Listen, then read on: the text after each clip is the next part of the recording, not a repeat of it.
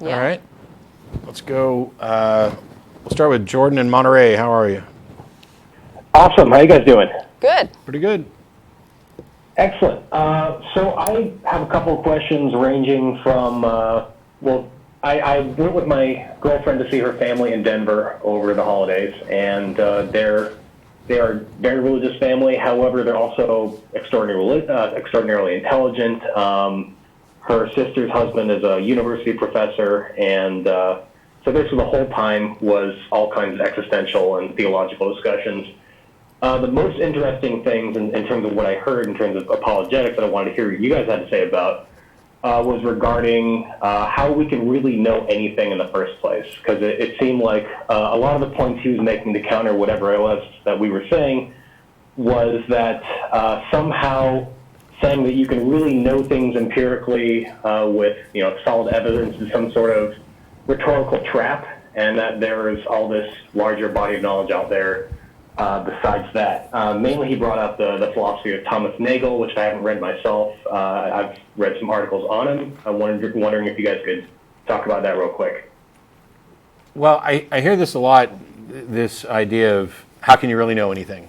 And it's a big question that I have an interest in, but it doesn't really matter because what we're talking about isn't a requirement of knowledge. It's about what you believe and whether or not your beliefs are rationally justified. So I'd have to know, what do they mean by knowledge? Are they talking about absolute certainty? Because that's a big red herring that I don't care anything at all about, because we don't wait until we're absolutely certain to call something knowledge, and we don't wait until we have knowledge to act. We act in accordance with our beliefs. And so I'm more concerned with what you actually believe and why you believe it. Do you have good reasons?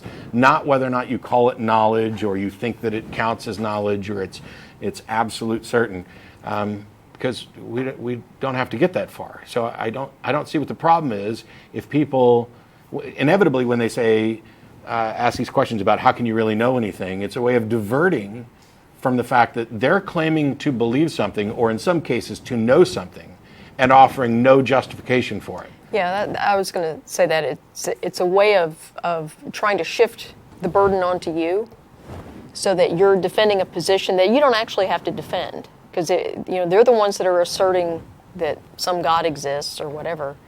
They have to defend that, and if they're falling back on this like solipsism or something like that as some kind of defense, that's actually not a defense of their position at all.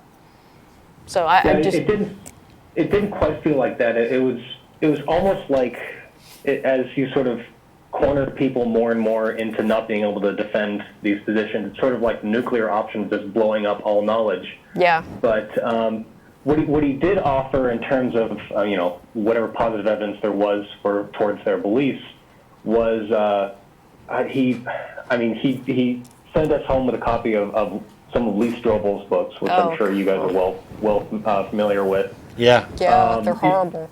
In addition to that, a lot of his critiques were he talked a lot about naturalism, and I'm not entirely sure what that is, if that's an actual thing. So it's two things.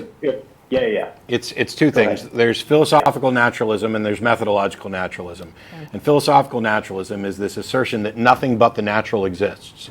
That's not, in my opinion, a defensible position at all, because it is an assertion that nothing but the natural exists, and I don't know how you came up with that.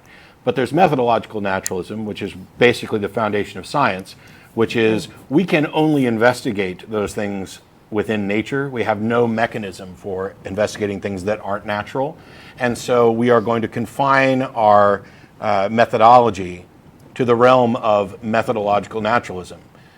And it's not a pronouncement that the supernatural doesn't exist. It's an acknowledgement that because we cannot test for or confirm the supernatural, we're not going to make pronouncements that it is true or isn't true. We're just going to keep operating within this framework. And the curious thing is that for everything that we've found an explanation for, the answer has been natural. Yeah. Now, that's still not confirmation that there's nothing supernatural.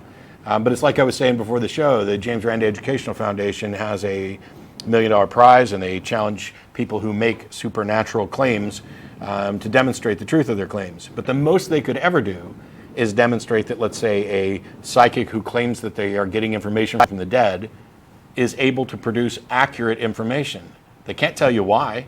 They can't tell you whether it's God, aliens, psychic powers, or the dead, because we don't have the capability of investigating that. So that's the distinction between the naturalism thing. On the subject of how we can really know, for people who go down that road, in addition to what I said before, why not just say, okay, let's both concede for now that we can't know anything, that K-N-O-W becomes a fairly meaningless and useless proposition. Now let's talk about how we can decide what is most reasonable to accept as likely to be true as we go about living our lives. I try to do this. I think it's the foundation of skepticism. I think most people try to do this in most areas, and some people have been conned into not doing this in the area of does a God exist, or any other kind of woo-ish supernatural claim. I guess it just seems like the only weakness in that argument would be, how do you define reasonable? Because again, that would be something that someone like who I was arguing with could say that saying that it's reasonable or not reasonable is, again, sort of a rhetorical track based mostly on your own predilections or assertions. It's not just based on individual predilections and assertions. We have methods, and we have consensus in many ways. Yes, is it an absolute discrete, identifiable, ooh, we now have 8 bits of evidence and so we're done? No. And each claim is different, because extraordinary claims require extraordinary evidence and trivial claims don't. Is it, and it should be obvious to people. The fact that we can't necessarily quantify this is just a bunch of hand waving. Because if I tell you I have 4 pet cats, is that reasonable to accept just on my word alone? Pretty much, because we are convinced that cats exist and that people have cats. Does it change our worldview if we find out I'm wrong? Do I have to change anything about what I already accept if I accept this claim? And if I'm wrong, how big of an impact is it? Virtually none. It's a trivial claim. If we then provide additional evidence, okay, great, now you've got a good justification. If I tell you that I was spirited away by aliens and visited Elvis for a weekend and was returned, and I was temporarily replaced by a clone, and that's why nobody can know any of this, is that reasonable to believe? Well, no, it's a completely different claim. Everything about it is different. Everything about it exceeds the boundaries of what we already accept and understand. And if you were to accept that based on my say-so alone, you would have to change things that you already accept for really good reasons about the universe. It is constantly a comparative process. We are going to contrast this claim with this one. We are going to see, how much evidence is for this. Where you individually draw the line is completely up to you.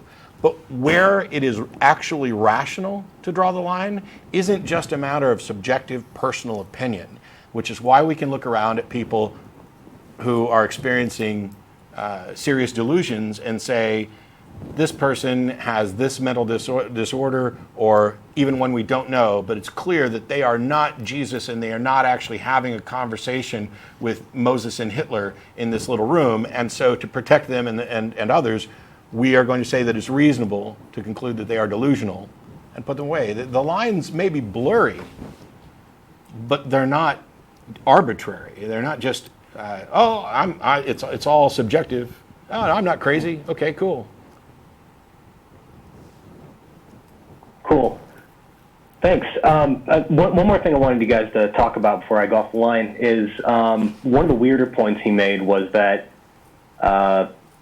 during the so-called Dark Ages, that the church or the religion was not all that detrimental to science. That it, all the claims that there was all this repression of scientific ideas, etc., was widely over-exaggerated. And he points to God's Philosophers by James Hannam. I don't know if you guys are familiar with that book. I haven't read it either, but it's something that he sent my way as a support of that assertion. And I was surfing on Iron Chariots to try and see if there was sort of a big list or of the litanies of crimes against science during the so-called Dark Ages, and wasn't able to find anything. So even if he was correct, so what? What the church did with respect to science has absolutely no bearing on whether or not their claims about the supernatural are true or believable. I don't think that I can't speak to the actual claims because I haven't read the book, But let's say the church was a wonderful supporter of science, who was, it's the only reason that we have science. So what? That tells me nothing at all about whether or not Jesus was God and died for our sins. Fair enough. Cool. All right, thank you guys so much. Thanks. Thanks.